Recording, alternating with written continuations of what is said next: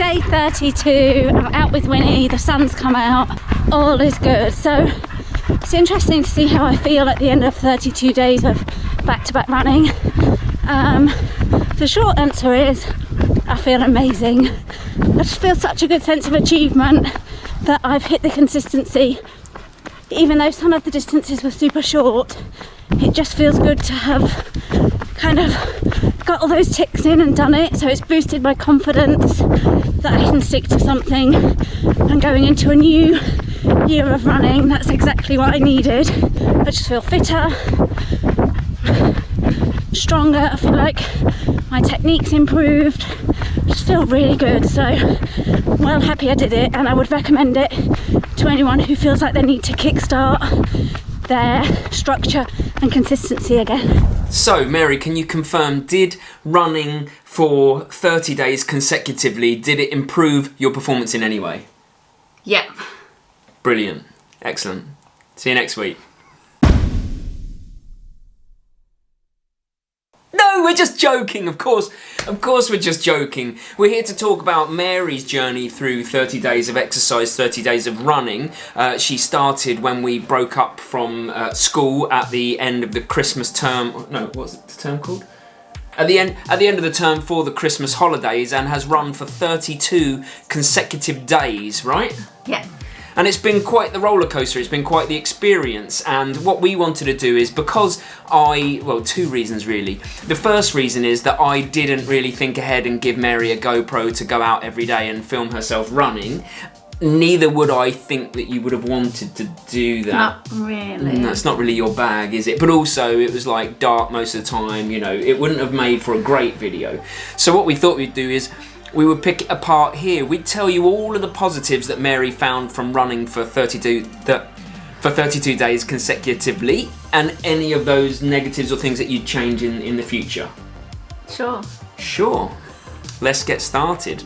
So why don't you just talk us through how it started? What was, you know, the first few days? Our first run was when we went to the North Downs and we did that 10k, wasn't it? Yes, it started really, really well. That really nice run on the North Downs, beautiful weather, and it was just perfect because we had the break from work, so I knew I could do it each day, and there's not much else going on at the moment, so it was really good to have that to focus on. And training the day actually is quite the motivator, isn't it? Because a lot of the time when I did it, I had to train at 6 o'clock every morning because it was within term time. So. Yeah, the hardest week in a way to make it happen was the last week because I was working full time.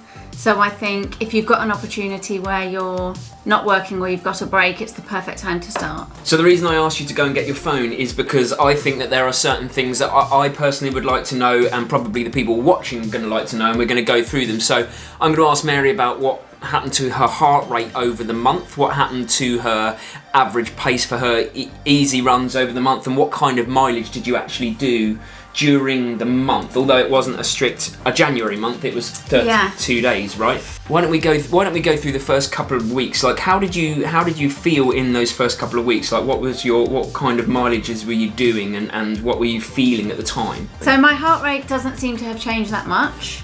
No. Okay. So that's the first thing. Over the month, when we looked back at Mary's runs and we looked back at what her average heart rate was when she started and what her average heart rate was when she finished, actually they were very, very similar. And we started to think, oh well, maybe there hasn't been the fitness gains that you feel like there has. But there's always a thing behind the thing. There's always a reason for the readings that you get. So if you look at mine, when we go back to my video, what I found was that my average working heart rate when I was in my base zones dropped by about 10 beats per minute over that month, but my pace stayed pretty similar. It was always, my runs were always around 5 minutes per kilometre. This is making for a good video. You're just looking at your phone now. I'm intrigued because basically what I've noticed is my heart rate maybe does go down slightly, but not significantly, but my pace has over time significantly got quicker. Yeah. So that's what we found. When we looked at Mary's statistics, when we looked at Mary's feedback over the month, her heart rate stayed roughly the same, and mine didn't. Mine dropped, but my pace stayed the same. Whereas Mary's heart rate has stayed the same, but her pace has increased.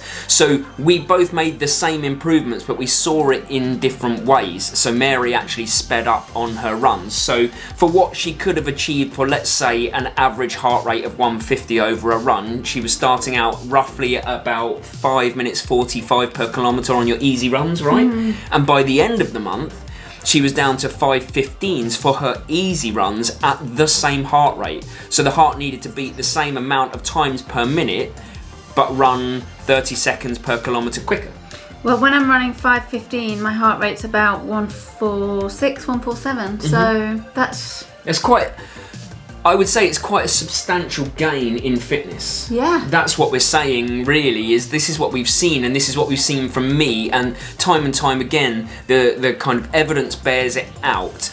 But there is always a caveat to these kinds of things. Because on the face of it, what it might sound like is we are saying run every day, because this is what will happen to your fitness. We're not looking at it like that, right? No, I think like it's just a short-term thing. For me to get my consistency back, it's boosted my confidence that I can stick to something, and I feel fitter again, so I'm excited to run and push myself, and I feel like I'm in a position to do that.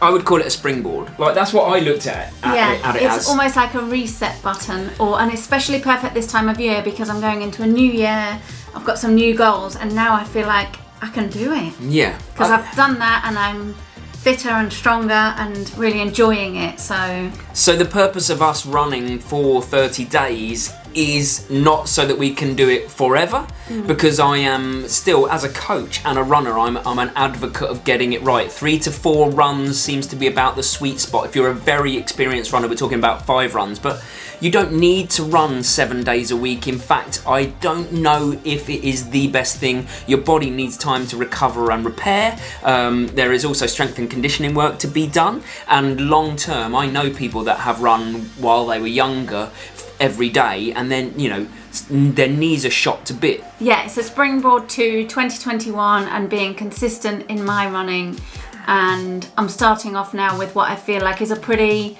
solid level of fitness, so I feel like I can go for some speed work sessions and tempo sessions and build up my longer runs again. And so that's a good point, actually. What we can touch on now is, so what's happened over your 32 days. We've covered, we've seen the progression, we've seen the improvement. We know that you're in a place now where the consistency has been built in, and we're just working out how much Mary actually ran over the 32 days. Add these together.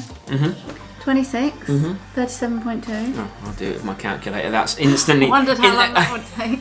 You were like, I'm going to do this. I've got it. Oh no, it's got a point too. Decimal point. As soon as it had a decimal point, I was out of the game. I am a PE teacher. You ran 181.5 kilometres over your 32 days. Do you know what? I think that's the most I've ever run in a month. That averages out at 5.5-ish kilometres per day. I don't think I've ever run that many in any given month. What you tend to need to do after you've had that platform is that you can then dial it down to 3 or 4 times of training per week, but now you can really structure your week, and now you can really squeeze the juice out of every session. Yeah, so I want to speak. Yeah, speak.